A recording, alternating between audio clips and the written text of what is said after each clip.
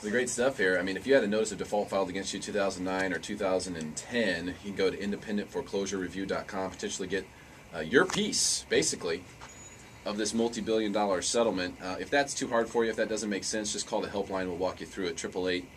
888-888-0154. According to the Wall Street Journal, guys, now this is, the government, they created this HARP program so people could refinance regardless of how upside down they were. Homeowners stand, according to the Wall Street Journal, to save between $2.5 and $5 billion this year because of the HARP refinancings.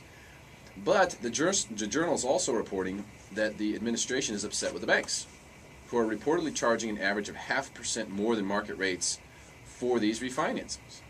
The banks, led by Wells Fargo, J.P. Morgan, U.S. Bank, Citigroup, and Bank of America, stand to generate up to $12 billion for refinancing under the HARP program this year. That's pretty interesting. Homeowners save between $2.5 and $5 billion. The banks generate $12 billion in fees. At issue basically here is that most people underwater on a mortgage can't get refinancing from anyone other than their original lender.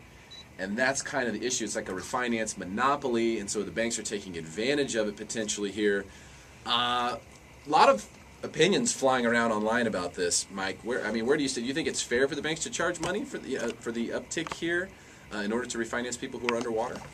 Well, I think I think depending upon the situation it is, and what I mean by that is, when a bank agrees to refinance a client who is $200,000 upside down in their home, there's a significant amount of risk that's involved in that. And even though they're lowering their payment, even though they're improving their terms, that kind of thing, it is in fact a larger risk than, say, a regular loan, a regular AAA loan. And so there is going to be some, anytime you have risk, you have to figure some sort of cost into it if you're a bank. Just like FHA and VA figures in, their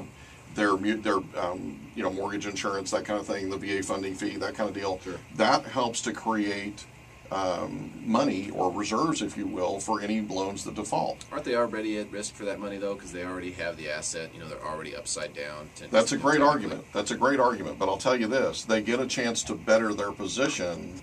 The bank does, and the homeowner does too.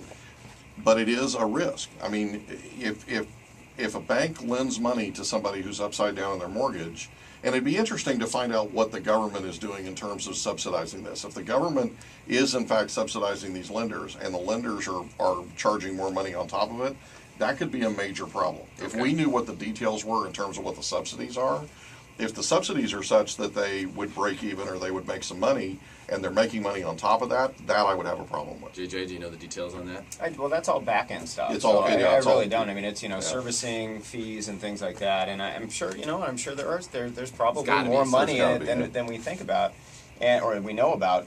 And there is a risk factor here. I mean, bottom line, there is a risk factor. The problem is that the HARP 2.0, when it came out, it was supposed to eliminate the risk off of the banks to allow them to refinance people into lower interest rates without these additional fees or risk-based pricing, and those loans would be, moved on to Fannie Mae, Freddie Mac, without rep and warrants, which means, hey, the bank says, hey, we wrote the new loan, here's your new loan, and we're off the hook for it. Right. I don't really think that's the case, because if it was the case, then the market would be open for everybody to be, to be doing these loans. I mean, it's very interesting, as you kind of stated. It seems like people need to go back to their original bank, right? And for the most of the time, to get unlimited loan to values, you do have to go back to that original bank. That's correct. So if you have a Chase loan, you're 175% under, 75% underwater.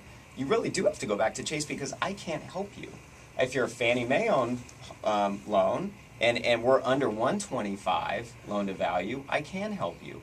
So what's the dynamic there? Why is that the case? And I will tell you that if you fall under the right circumstance, you will get the best interest rate. I'm just going to give you an example. Somebody, they're at 5.875 now. New loan to value is 123%. So right in the wheelhouse where I fall, they're going to go to 3.875% and have $2,200 of the closing costs paid for. So it pretty much covers almost all the closing costs because we don't have to do an appraisal. We're actually getting an appraisal waiver on this, which is the way it's supposed to work. But again, it's these automated underwriting engines that are kind of creating these scenarios and telling you what value they have in their system. So, Right. you run it through Fannie Mae's system, and Fannie Mae says, well, our value looks like $283,000, 300, 283, 300. So then you have to go back, plug that number in, and you need to get this sort of property inspection waiver to make the equation work. So it's tough to qualify, but agree or disagree, the banks should be charging a premium for these refinances. They charge a premium for regular loans. Why wouldn't they charge a premium for HARP loans? They're You know getting what I'm saying? subsidized. They're getting We don't know. Are subsidized. they getting subsidized? Well, of course But not. right? It's a government program. Well, now let's talk about this for just a second, because you're talking about Fannie Mae, and remember the animal with which you're speaking, okay? Fannie Mae is not the easiest group in the world to work with. They're not the easiest group in the world for banks to work with. And a lot of banks right now, because that settlement is a big part of this, what was working with Fannie Mae phenomenon or deal. And what's happening right now is banks are having a tough time dealing with Fannie Mae and Freddie Mac. And one of the beautiful things about this $26 billion settlement is that they are eliminating their backside risk. I talked to some executives from some very, very large lenders who shall remain nameless.